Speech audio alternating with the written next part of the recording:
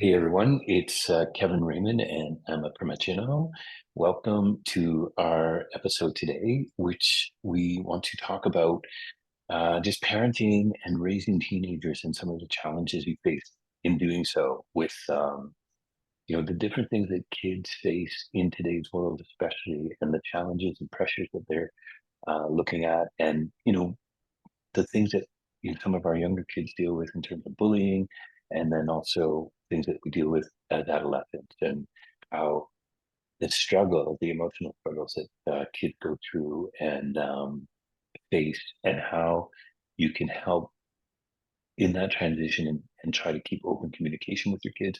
Like, I myself don't have teenagers at this point, but I did, and Anna from a channel.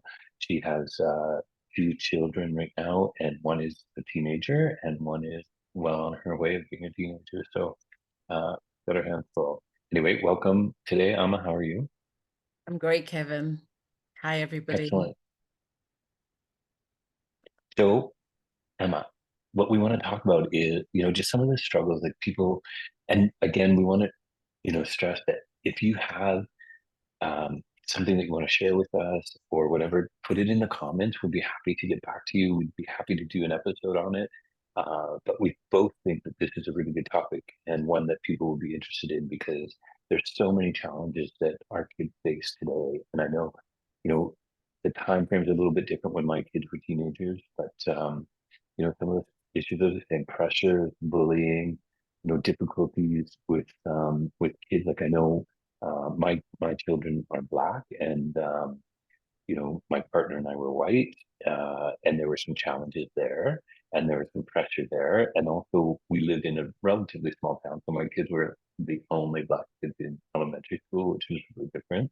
But they faced some really serious challenges, and I was actually shocked and maybe a little bit naive in thinking that they wouldn't have these types of issues, but they did, and it was really quite shocking. And I know talking to you for the last couple of weeks that you've faced some issues with your daughter being bullied at school and some of the challenges there. And then also some of the challenges with your son because he's, what is he, 17, I think, 17. at this point. And pretty much at the point where, you cut him loose or he's cut himself loose and he wants some independence. And, it's a bit of keep control of that because at some point we all have to let them go and we have to let them learn and experiment. So let's talk a little bit about that. Like, let's talk first, with some of the challenges that you feel you're facing and some of the concerns that you have with, what's going on with society and schools and um, how your kids are treated and some of the challenges you might face. You have a bit of a kind of an interracial relationship as well. Like, you're uh, Guyana, and is that right? Guyana, right? And Oh, yes. Ghana, sorry. And then your husband's Italian, right? Yeah. Oh my God. So There's so many layers to this, Kevin, and we can go in many directions. yeah, But I I know. think the first place maybe I should start is my own teenage years because I've got a first-hand experience Hmm. of being a teenager and then also what my son is doing. Yeah, Because obviously we're always living through we're always teaching and supporting and guiding through our own lived experience. yeah. So I was a teenager in the 80s. Like your children, my family were the only black kids in this neighborhood. Hmm.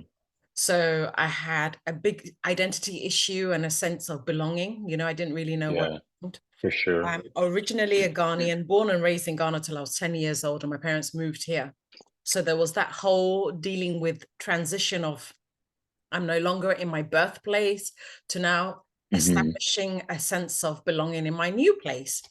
So there was all of that going on as well. And then, of course, what every teenager goes through changes in my body, um, trying to understand who I am, how I fit in with my family, my friendship group, my school, all of that sort of growing pains, I will describe it. Hmm. And then coupled with that, my parents were going through a divorce through my teenage years. They had a bit of a Yeah. turbulent marriage before it was finally over. So my teenage years was difficult, Kevin. And then also, I wasn't one of these kids that left the gates of heaven knowing exactly what it was going to be. knowing Yeah, exactly what I really. wanted to be, so Yeah. also had the issue of, oh dear, what am I going to do with my life? Who do I want to become? And all this sort of, now we understand it as big coaching questions. And I didn't have, let's say, the focus of my parents to support or navigate me through that because they were dealing with themselves. My dad Hmm. was struggling with the displacement that comes with being a refugee and having to Right. a lesser role in life than what he was used to, what he had built up in his home country, Hmm. to sort of make it work. So that was also troubling him. And then, of course, that the pressure of relocating, having 6 kids, and the struggle, the internal struggle within themselves to cope, and then what it was doing to them as a couple. So there was a lot going on for me. But Hmm.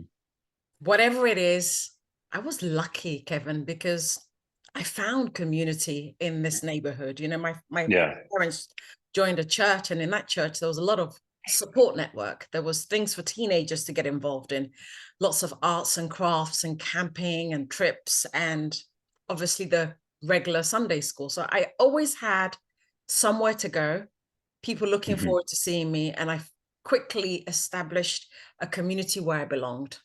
I'm still Right. friends with the same friendship group that I started in school, into my adult life. Now, fast forward, 30 years down the line, I'm now raising teenagers. So because of Hmm. my experience of coming through the ranks of teenage years to adulthood, I think our generation is a lot more connected to the pain it is to grow and Hmm. not knowing. Unlike Yeah. my parents, I don't feel a sense of responsibility where I have to dictate my son's absolute every move. My parents, they had the paradigm of Ghanaians raising children in England, but wanted them to still have the mindset, the heart set of being Ghanaians, right? I'm Yeah. in a multiracial relationship. My son is half Italian, half Yeah. Ghanaian. And obviously, I've been born and raised in England, so he's also British. So he's got this fusion of cultures inside of him. And those fusion Hmm. of cultures have sometimes differences in values and expectations. Generally speaking, my husband and I were brought up with similar values and similar expectations. However, there are differences in how you raise children from Yeah. what was modeled for me and what was modeled for him. So Yeah. we're learning to compromise a lot, negotiate a lot. My son is always negotiating with us and presenting his case. But most of all, I don't feel I think the most important thing for me to do is to navigate for him values. A person without values is Yeah. always lost. He needs to have a sense of Yeah. compass, understanding of who he is, and to be proudly that. So as a teenager, teenagers are very affected by their looks, right? He's mixed race. So we've raised him to celebrate both cultures. We've raised him to celebrate his Italianness and his Ghanaian side, and the fact that he's a fusion of two cultures, and that shows in his outwardly appearances. Hmm.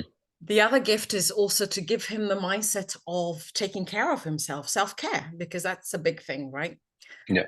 As long as he belongs to himself, and that means respecting his body, having appreciation for um, healthy habits, eating right, sleeping at the right time, all the basics, Kevin, all the basics that make a Yeah. human being thrive.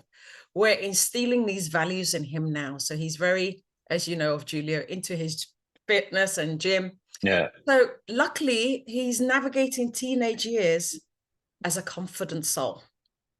He doesn't know exactly what he wants to do, like me, Hmm. but at least he's starting off with what he doesn't want to do. Yeah. Also, he's trying things, he's taking action. He recently applied for a job in a state agency. He's Hmm. doing A levels and he's going to university, but he's attempting some part-time roles. He's having a interest in selling things on Amazon. He Yeah. likes to sell off his old clothes. He is exploring all different possibilities that is available to him at his 17 years of age. And generally speaking, he's a lot more confident than I was at 17. He has a voice and he's not afraid to use it. There's been parts of me that have been shocked about the way he can speak to us, right? Because in my time, Hmm. that was the mindset around that was kids were to be seen and not Yes. heard. You Yeah. know, you Yeah. can express yourself in that. Yeah. But I'm also learning a lot from my teenager about how courageous it can be to just have a voice, say no when you mean no, say yes when you want to, and Hmm. to be respectful and hold on to some old-fashioned values that would never go out for me. Yeah. But That's change cool. in their generation is accelerating more than, let's say, the last 100 years. With the introduction of technology, AI, computers, shifts in jobs. Hmm. My son's 17 years, he's seen more change in the world than you and I and Yeah. our Then parents would have seen. in our lifetime, Yeah, in for our sure. entire lifetime. So I recognize that it's not all the values and discipline that was instilled in me that he's going to need to get to the next generation. Yeah. We're going to have to build a next level humans who are more resilient, more confident, more self-assured, and more in tune, more importantly, more in tune with their Yeah. emotion. Because computers are going to be able Hmm. to take place on lots of things, but what can't be replaced is young people who feel their feelings and not afraid to feel their feelings, Yeah. and to be uh, in ownership of their emotions. So what are some of the challenges you're facing? Like what are some of the things, like your world sounds a little bit too perfect right now. So what exactly we need a little bit of we need some Ah, issues. What you fuck sometimes, up okay, at? so here's the thing, right? So in my little bubble, it's okay. But to be honest with you, I'm really lucky with Julio. He's not really too troublesome. He Hmm. doesn't really get in trouble in school or anything like that. Yeah. However, he is getting to know, starting to date. He's starting to Yeah. date and go out into the world and experience relationship and have heartbreaks. And yeah, he's learning to have his heart broken and Does does he just, open up to you about that? Like, does he talk to you about that? yes, he does. He Oh, does. that's good.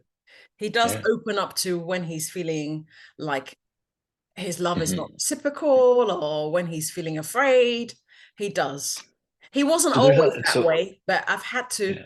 gently meet him where he is and allow him to Okay. speak up when he wants to. Yeah. So talk a little bit about that because I think a majority of parents struggle from the fact that they don't have that connection with their kids. But how do you do that? Like, how do you get that? Because in my experience and from a lot of the people that I talk to, it isn't always as easy as what you're saying. Like, it's difficult because teenagers shut down. They don't talk to you. They close you out. How do you keep that open? What did you do? I think I was making some mistakes in his earlier teenage years by meeting him with expectations of who I wanted him to be. So whenever he Right. was opening up, I had a lot of maybe opinions about, oh, you shouldn't have done that, you should have done this, you should have done that. Hmm. Now I appear as his parent, but also his friend. Right. And the most important thing I learned to do recently is trust, to open a place of Hmm. trust where he knows this is a safe container. I can be myself. I'm going to speak my truths about my failures and things that I'm disappointed in himself, or I might be disappointed in, but he knows it's a safe container and he can trust me to reveal all Yeah. of the crazy, all of the uglies, and I'm just going to meet him where he is without judgment. I didn't get Hmm. that right from the beginning, but I learned to do that. And I learned to do that by also maybe he's following a lady called Dr. Shafali. She does a lot about parenting. She does a lot of teaching about parenting. She's a parenting coach. And she says that our job as parents is to use parenting experience to Hmm. heal our own inner child, right? So What was it? What was that doctor's name? Dr. Shafali, So we should put that at the end of the program just so that they have it and people can look it up if they're definitely. Her interested work in that. is amazing. Um, Okay, cool. and I learned a lot through following her teachings. And it's so true. Yeah. Um, there's a lot of pressure for parents to discipline or guide or train their children with an outcome involved, because a lot of parenting, our ego is tied with the outcome of our children. We feel, oh, if you don't go out in the world and become X, that means I didn't do a good job. But no, I'm Mhm. now relaxed about my parenting because I'm allowing my son, I'm giving my son all the tools and resources he needs to be a great human. And I'm allowing him to Yeah, make his choices. I'm even allowing him to experience what might be some setbacks, but for him to yeah, learn, for him to grow from that. And the yeah. You more I have to. do that, Kevin, the more he trusts that he can come to me and talk to Yeah, me, because I'm not judging him. I'm just listening, and I'm guiding him almost like a big sister, as a friend. And that's the that's working in my household. yeah, that's the biggest thing though. Is I think a lot of parents struggle with not trusting their kids, and I think that is the biggest thing. That's the biggest thing the kids expect from their parents is belief and trust, and then it's for them. It's getting that. Um, it's working with your kids to get that ability so that your kids, because your kids are going to test you, and they're gonna test to see if you trust them, and then they're going to make mistakes, and it's all about like that first time that happens, how you manage that and how you deal with that. And it's really incredibly difficult sometimes for people to trust their children, Mm. and it's not it's not always their children that they don't trust. It's the kids that they hang out with, the environment that they're in. There's so many different factors, right? And I think that's where parents, it fall short is probably not the right term, but struggle because they can't trust their children, or they don't trust their children, and they don't give their children the freedom to make that decision. And then on the other hand, they may give them too much freedom to kind of hang themselves, which is not good out there. It's a real balance thing, I think, that you need.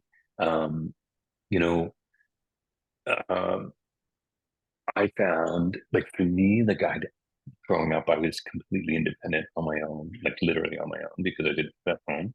I was out when I was 15. So in a very early stage in my life, I had to grow up pretty fast. But I found it difficult when I had my kids in that area time with um it wasn't, it was kind of a struggle because it wasn't really a trust issue. It was more of, I don't I don't want to see my kids go through what I went through. So I think I was overprotective and I was too protective. And I think that created a lot of issues because kind of it does it sounds great that you're overprotective, but it does create a lot of problems. And it also gives the children the idea that you don't trust them, because protecting them is a direct result of feeling that you don't trust them, or and in your mind you think you're doing the right thing, but you're not showing them that you trust them. And that was something that I really struggled with and had to work with. Although my kids were very independent as well, but they also had a lot of issues, so I think I was overprotected because of that as well. um, so it is a big balancing thing. And I think, you know as a parent, you have to understand you're going to make mistakes, and you also have to, realize that you made a mistake and own up to it, just like you expect your kids to own up to it. You have to own up to the fact that you made a mistake, and you have to make sure that your kids know that you are aware that you made that mistake, and explain it to them. Because I think when what happens a lot is, um, the communication gap starts, and then you're really screwed if you don't work on that to keep it going, because then you end up pretty much in radio silence, and it's really hard to get it back, and it's really hard to get back into that fold where your kids trust you enough to open up to you about what they're experimenting with, or what they're doing, or what they're going through, right? Because we all know that kids are going to try things because their peers suggest it or whatever. They're going to have more faith in their peers than they do in their parents, right? Quite often. So you have to, it's really your job as a parent to work and maneuver through that, because your kids don't have that skill set. So you're not only doing it for them, you're showing them how to do that. You're showing them. And I don't think a lot of parents realize that. I don't think a lot of parents realize that they, you think your kids aren't listening to you, but they watch, learn every single thing you do. They watch, right? They are aware of more than you have any idea, right? Um, so I think that's where parents really have to understand that that's what it's all about is showing, building. You have to build trust with your kids more than you have to trust your kids, right? Like they need to know that they can trust you to feel Mm. comfortable, like your children, right? Like they need to know that they can trust you because you're the enemy, basically, right? And that's how. But it's true, right? Like that's kind of, I don't know how many times I've seen it, and it's horrifying to watch sometimes because it's not an intentional thing. It's just the way that kids do. Like at some point a lot of kids just hate their parents. Like I've Mhm. seen it so many times. And it's like, and I've asked, like, I remember when my kids would have friends over and like, I fucking hate my father, right? And I'm just like, oh wow, what did he do? Like I'm always thinking like, oh, he must be the shit out of you or something, right? And it's like, so what did he do? And he's just like, wow, I just hate him. Like, why? Um, is he mean? Well, no. Like, oh, like, do you have a really short curfew or something? You're not, no, no. And then you find out like there's nothing wrong. They just eat away and there's no reason for it. So, but it's like, some kids, that's just what happens and that's what they Mm. go through. And that's what they have to deal with. And it's a combination of everything that they're going through, their emotions, feeling that need to be independent and be able to make their own decisions and too young to understand that they don't have to cut their parents out of the picture to be able to do that. Right? That's a big thing. I think nobody likes to be told what to do. One of the most natural human values is freedom. Everybody wants to be free, Yeah. from a toddler. If you're trying to make a toddler do something, they're pushing it away. Yes. They don't want to be told what to do. So it's kind of natural that children, Mm. teenagers don't want to be told what to do. And because you have to be the person to still guide them, support them, navigate them, there's parts of that journey that you have to enforce certain discipline because their body is not naturally leaning towards that. Nobody likes change. Exactly. Nobody likes rules and regulation and all of that. So teenage years when they're growing and we'll say in England, they're flexing their muscles and thinking that they're fully grown, but not quite a man and not quite a boy. There is that Hmm. resentment towards parenting, and there is that resentment towards the, Yeah. the, the law enforcer in the household. But I just want to come back to the word trust again. There is that Yeah. issue of, right, does your child trust you and do you trust your child? But what I was explaining was I built a trust that the word trust has TRUST in the middle, us in the middle. Yeah. The most powerful thing I learned to do was to let my son understand that you're going to go out, you're going to have your experiences, you're going to get drunk, try drugs, all the things that I might not want for you. It's your Yeah. time to experiment it. However, us in the middle, unbreakable. You can come back to He's me, always there. tell me Yeah. anything. There's nothing that you can do to make us change, where the bond is forever. Yeah. The love is forever. The support is forever, right? So it is instilling in him that he's always got us, trust to come back to. Yeah. Mom, dad, him in the middle, Exactly. unchanging. So, and once you do that, you just have a more relaxing experience of letting him experience. Well, like as a parent, you experience a lot more Hmm. unblock, like there's a lot in the heart, right? It takes a really courageous heart Yeah. to allow your child to go to festivals and parties and things like that. You have to let go because if you're overprotected and over strict, which is the case that I had, many things that I did. Oh, mom, I'm just going to Stella's house because I know, and then you're off Hmm. somewhere else. It's more dangerous that Yeah. you don't Yeah. know. You don't know where your Yeah. kids are. So I'd rather my son comes to Yeah. town and I'd rather be the one that's buying the concert tickets or wherever he's going Exactly. than not Right. know about it. I know, like my partner at the time had a daughter and we raised her and, there were times and we said like, don't ever head, it doesn't matter what time, whatever, like, call and we'll get you, right? And she was very good at, she hung around with some friends and some of them weren't always, the best. Like she was a great kid. And and she would call, and and you'd be like, hi, and she'd be like, oh, really? And then you'd be like, what's up? Oh, you're kidding. Oh, okay. Well, I guess so. I don't really want to, but I will. And I'm like, oh, do you want us to come pick you up? And she's like, yeah, right. And that was like her code for like, I I don't want want to be out here of anymore, here. right? Yeah. So, but she was really good at doing that. And it was, we were thankful that she was wise enough to know that, she was in a situation that she didn't want to be in, or just over her head or whatever, right? But she was clearly capable of making that decision and understanding that. So, that kind of a type of communication is also very good, right? To help you navigate through that. I mean, we always hope for the very best for our kids, and that they have the right values, and we instill the right values and everything. But I think it's just important to let your kids be who they are. But the biggest thing is, like you say, like that act in between trust and knowing the communication has to stay open so that you can develop that.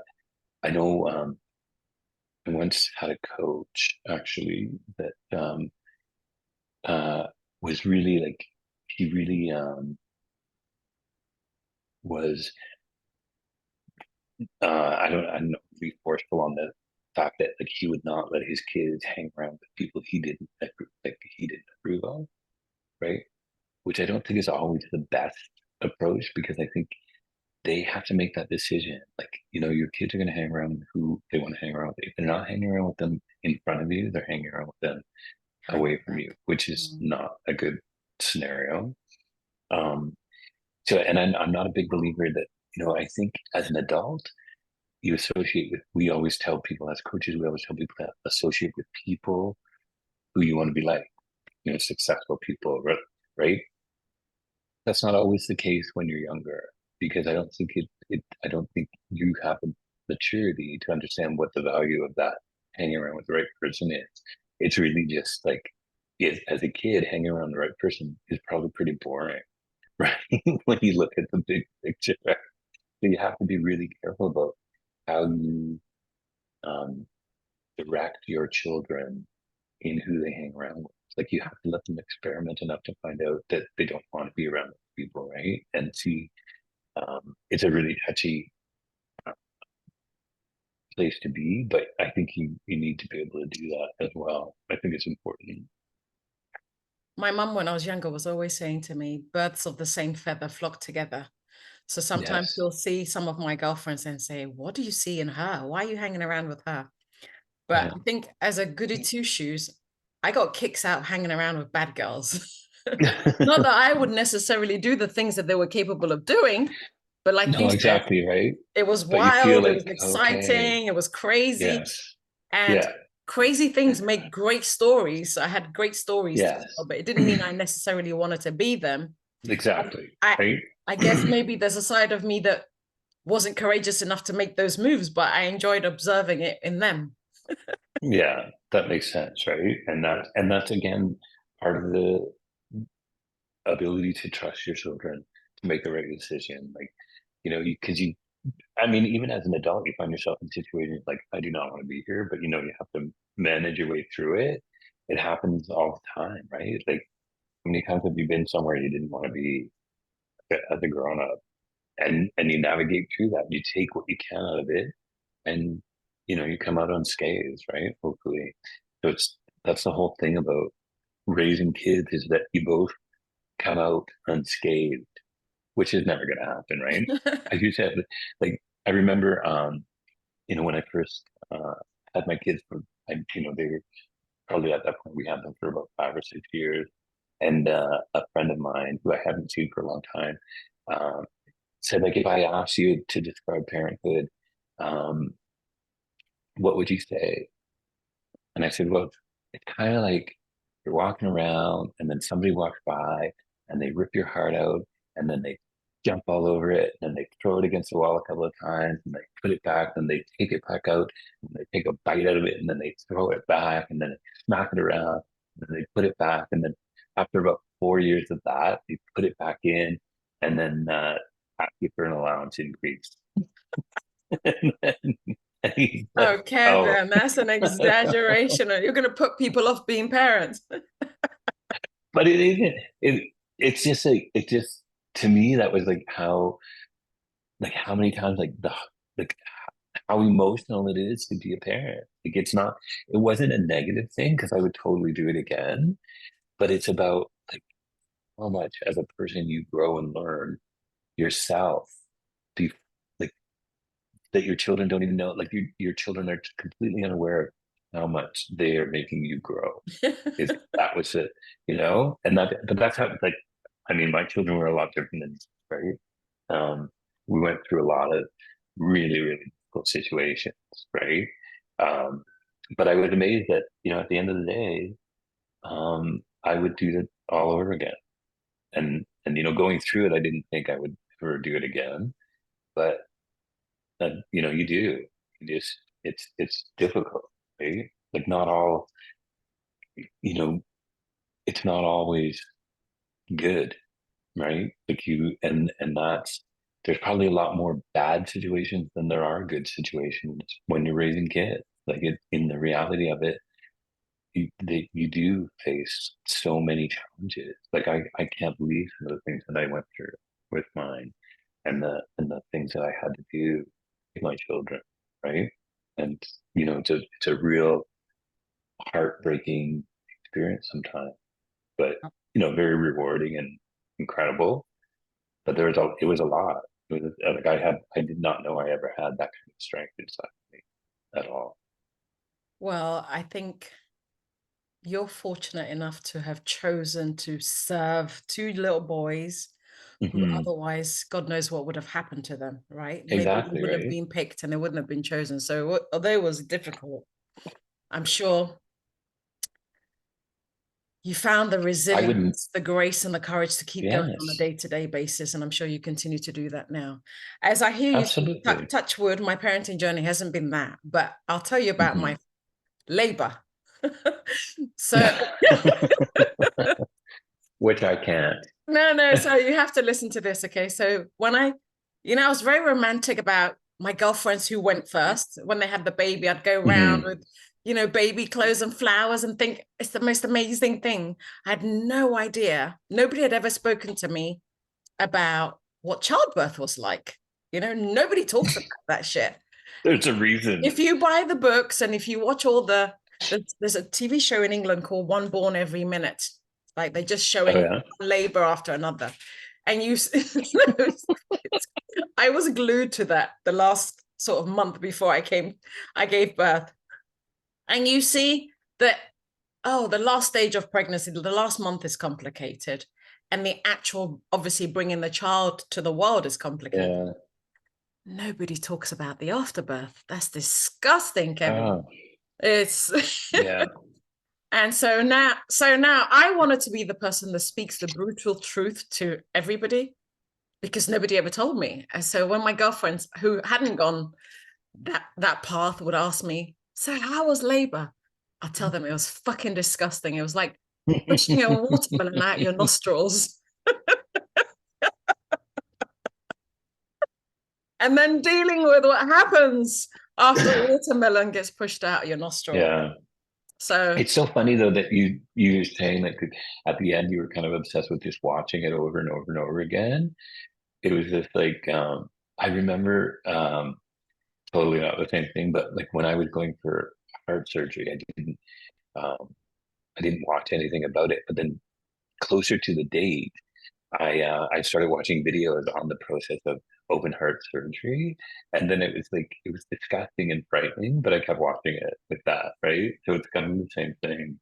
I But I was but I hooked. know, like, you know what I love when people say, men, with like, oh, we're pregnant, we're having a baby, right? And then how, yeah, like how was it? Oh, it was nothing. She was a trooper. And you could see the wife and like, I'm gonna Completely stab him. traumatized.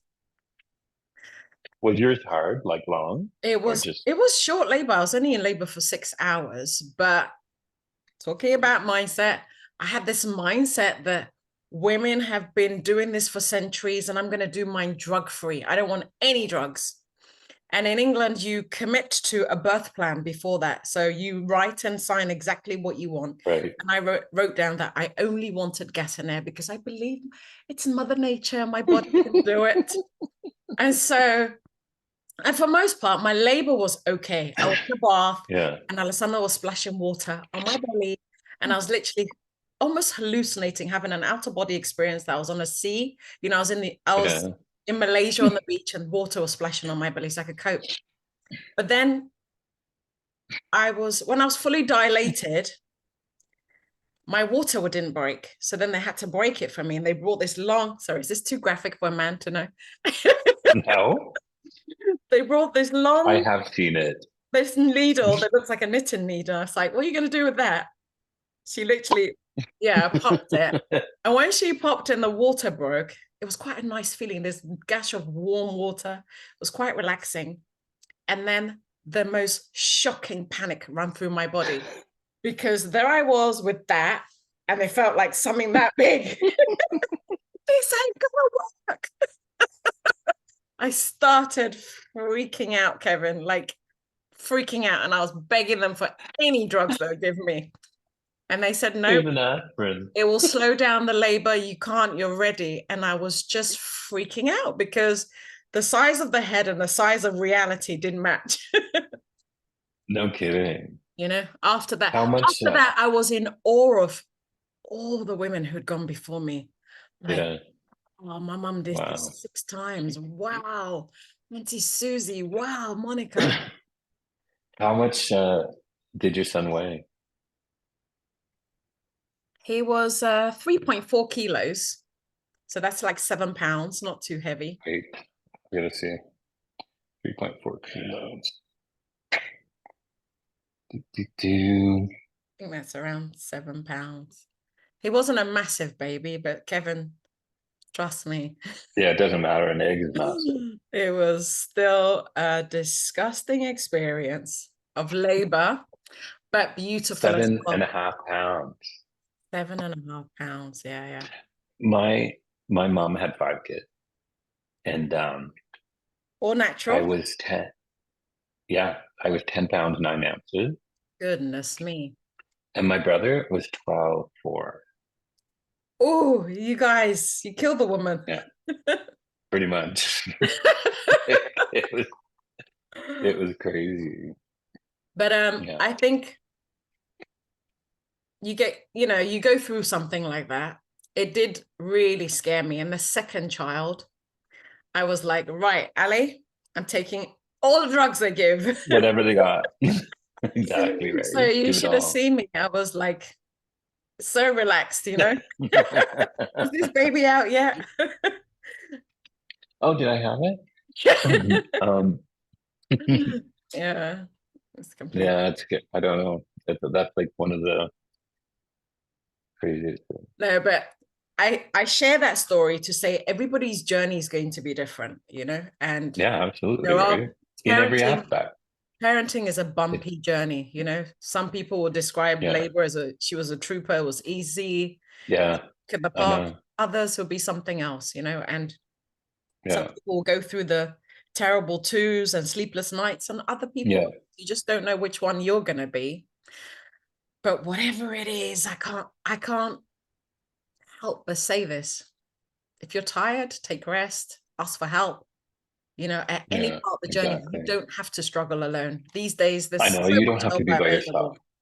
Yeah. It doesn't matter who you are. Like you can people are there to help you and you should be able to ask for help and it's normal. It's totally acceptable. So don't ever hesitate. So that was good.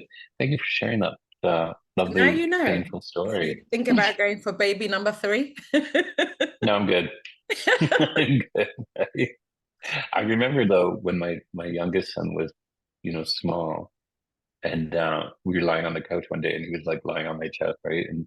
And I guess I don't know. Obviously, they know stuff, and he's. I remember him asking where he came from, like where he came out of me. Just like, buddy, he did not come out of me. No problem. Hey, but I get like for them.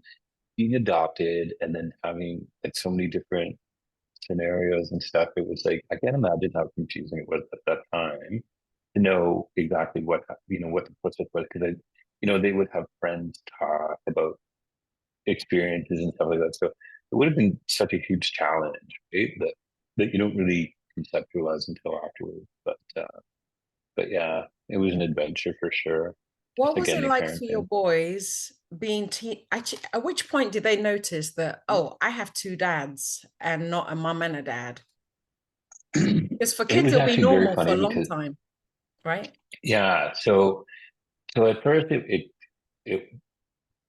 with my older son, probably by the time like he got into, you know, school, right? Because then that's when you really when it really hits home is that okay, well, wait a second, I don't have a woman, there's no woman in my house or whatever, right?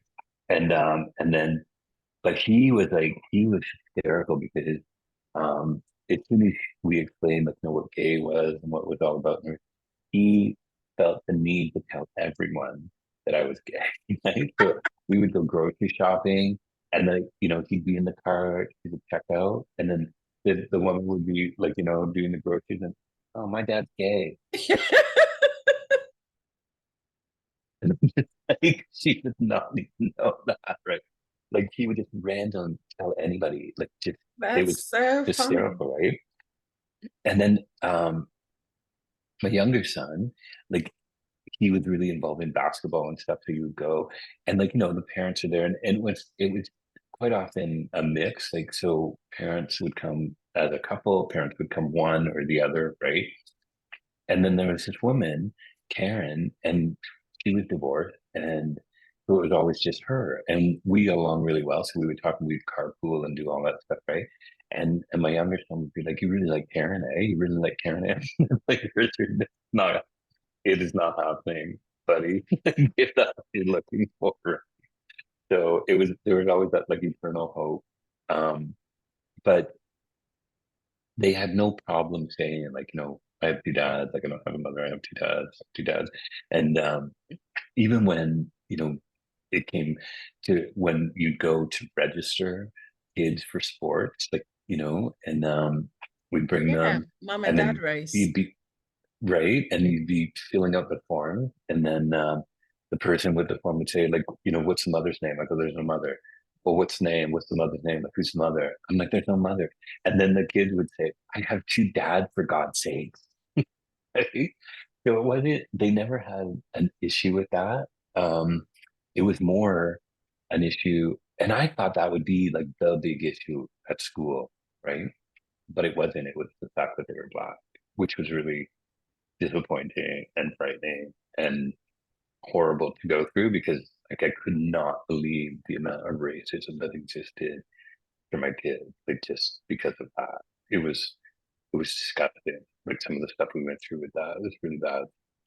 How did you support them through that? Because for my household, for Oh, example, my brothers went through it, but my dad was a black man to be able to say all the right mhm. things. But I wonder what it's like. Obviously, how did you manage that? I have this really cool story, okay, because the first time something happened, my son Xavier was very expressive and not like the epitome of innocence in every single way, like totally naive about, whatever, right? Anyway, he went to school and one day he came home and he was sitting there and he was very quiet, which was very unusual for him. And he was sitting at the kitchen counter and we were just doing some homework and stuff. But I said to him, I go, Xavier, something's bothering you. Like, what's wrong? And he said, because somebody said something to me, but I don't understand what it was, right? So Richard was in um, the living room watching television, and they were never in the kitchen. So I said, "Well, what's going on, right?" And he said, "Will called me," and then he said the N word, right? And I'm like, "What? What?" Will is a Like I friend was from shocked. school. Yeah, right. So I'm like, "What?" And I said, "Tell me how that happened. Like, explain to me what the pretense was. Like, say what." And he said, we were just talking and everything. And then he said, you're just as stupid, right? And I go, was that in class, on the school grounds? Like, where did that happen, right? And he said, no, it's in class because we see each other at class. I go, did you say anything to the teacher? And he's like, no. And then, and he's like, what does that mean? And I go, Xavier, How that's like the sweet. most derogatory. I know. I go, Xavier, that's the most derogatory term that you could say, um, just to a black person. And he's like, so why would he say that to me? And I'm like, wait a minute, what? Right? And then, and then I said, I go, Xavier, you're black.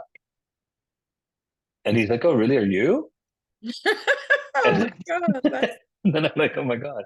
And then Richard in the living room, he's go, well, technically we're brown. But I'm like, oh my God. And at that point, I honestly wanted to go and just plow that kid because I thought, you just destroyed my perfectly innocent son, like, And so that was like a whole conversation. But Xavier has um, a lot of executive function issues, right? So there was always like, throw it like there's always little instances like that that were just adorable but frightening because you think like, what's going on, right? Um, but that was, so then telling, like having to explain all of that to them. And then, so I went through the process of finding people who could help with that, like so that they had somebody to talk to. that's And through some associations, I found a couple of people that, would come and visit basically, right? And they were black and they would, just talk with them. They'd come for dinner and things like that to show that, there was, that mix, but then they could also ask about stuff like they could ask about stuff like hair, because Richard was obsessed with his hair and like they were always doing something different, right? So things like that. But another example of Xavier was like on our street there was a ton of kids and they all played together and everything. And there was this one kid, his name was Harrison. And then one day we were in the kitchen, we were, we were having a marshmallow eating contest, right? So there was like about 7 boys and then me, and we were seeing how many marshmallows we could eat, right? And then so Harrison said, before he started, Harrison's like, "Oh, I gotta tell you this story. Like you're not gonna believe this, right?" And then he started telling. So my brother, and his brother's name was Wilhelm, and he's explaining the story about his brother. And then Xavier is like, "What? Wait, you have a brother?" You have a Xavier. Wilhelm is his brother. I go, they live in the same house. And he goes, well, I know. He goes, but I didn't think they were brothers. And everybody was just like, what the fuck? But it was pretty funny. But that's kind of what he was all about, right? Like he had that little um, just missed cues, right? Um, but later, when I talked to him about it, he said, "Well, he goes, I lived in a house and there was tons of kids and we weren't brothers, which totally makes sense, right?" So anyway, that's that story. But it was, it's a challenge, but you try and work through it, and I tried to get them to join as many groups as they could and things like that, just to and I always asked them like if they had any questions, if they felt that they needed something, right? Cultural or whatever. Um, so that was pretty much how we did it. it's a shame that that's actually a good analogy about you can believe you can to be anybody you want to be until you go into the world and then the world Hmm. tells you who you are, or what you Yeah. can be. Well, I love the exactly innocence in right. Xavier for seeing himself as Yeah. himself without any color or Yeah. labels around it until Well, the that's people that's confirmed to him that every your kid. dad is That's white, your every dad is kid. get, all this labels started to come Yeah. out on him. How did that Every affect kid is their like that until they get that. teenage years? Because we're talking about teenagers. How did all that identity issue come up in their teenage years? It was pretty big. It was a lot. There was a lot of issues there. Like it was really difficult. And then I think Richard got to the point where he resented the fact that we were white Oh, and really? you know that he deserved to have black parents, be in a black world, right? So that was a bit of a challenge and struggle to get through. Um, lots of stuff, right? Um, yeah, Right. so like it would, it was difficult to go through and to manage, but I don't know. We just did what I guess the best we could, and now it's good. It's all worked out, but it was tricky, and I totally understood it and got it right. So, um, but he pretty much shut us out for a while, you know, I just for think that reason. we should do a whole show dedicated on adoption and the experience of it, Yeah, because I got a huge story on that if you ever want to hear that. parenting is challenging Big. in itself.